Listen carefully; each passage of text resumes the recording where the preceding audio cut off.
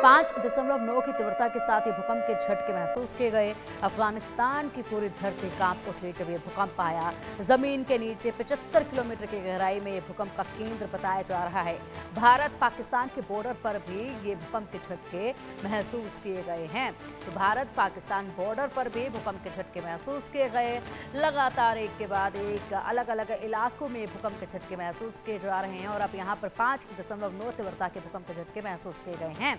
जब यहाँ पर 5 की तीव्रता रहती है तो उस वक्त कहीं की भी अगर बात की जाए तो जब भूकंप के झटके महसूस किए जाते हैं और तीव्रता रेक्टर स्केल पर 5 मापी जाती है तो ये बड़े खतरे की तरफ अंदेशा लगाया जाता है और संकेत जो है वो बड़े खतरे के, बड़े नुकसान के इससे मिलते हैं, क्योंकि इससे ऊपर जैसे ही यहाँ पर रेक्टर स्केल पर यहाँ आंकड़ा बढ़ता जाता है वैसे वैसे खतरा मंडराने लगता है कि कहीं कोई बड़ा नुकसान जो है वो ना हो जाए। तो अफगानिस्तान में हिंदुकुश इलाके में धरती पूरी तरीके से कांपी है जब ये भूकंप के झटके महसूस किए गए और बिल्कुल इसी तरीके से लोग भी जो हैं वो इस वक्त कहीं ना कहीं चिंता में जीने पर मजबूर हैं कि आखिरकार ये भूकंप से धरती हिलनी कब बंद होगी।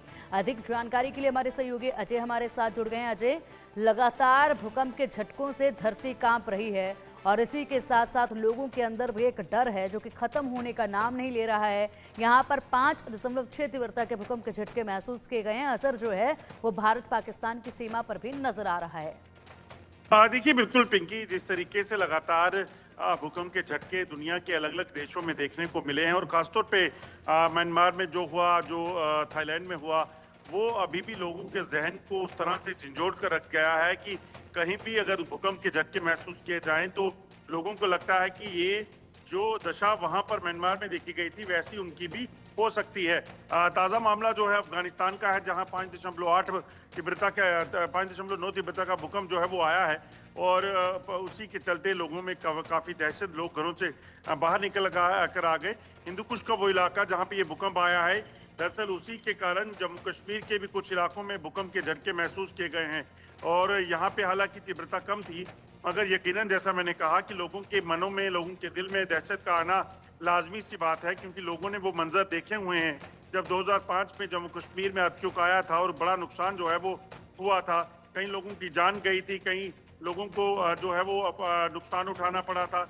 और उसके बाद अगर ताज़ा मामला देखें तो जैसे ही म्यांमार और थाईलैंड में भूकंप आया उसने भी लोगों को झंझोड़ कर रख दिया है और ऐसे में लोगों ने जब भूकंप के झटकों को महसूस किया तो लोग घरों के बाहर आ गए और जो मैदानी इलाके हैं, सड़कें हैं, वहां पर खड़े हो गए ताकि उनको किसी तरह का कोई नुकसान ना हो।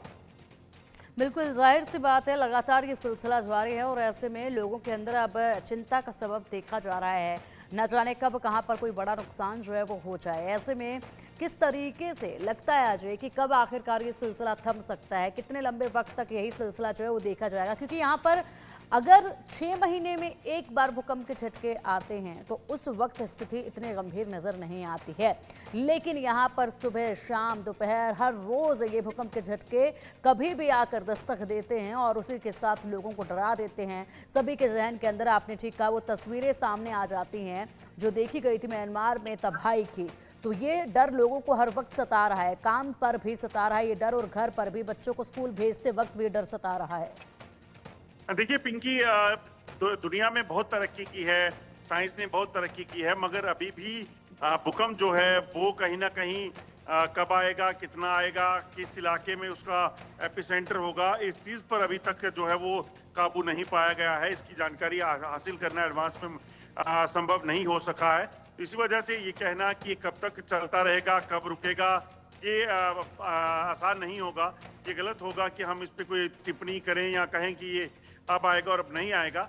मगर ये ज़रूर है कि भूकंप प्रोन जोन जो हैं, जो इलाके जहाँ पर भूकंप आने की संभावना ज़्यादा रहती है, वो इलाके जो हैं वो काफ़ी गंभीरता से जो है इस चीज़ को देख रहे हैं, क्योंकि उन्हें पता है कि अगर ये भूकंप के झटके रुके नहीं तो तीव्रता कभी कम है मगर कभी ज़्यादा हुई तो नुकसान कर सकती है।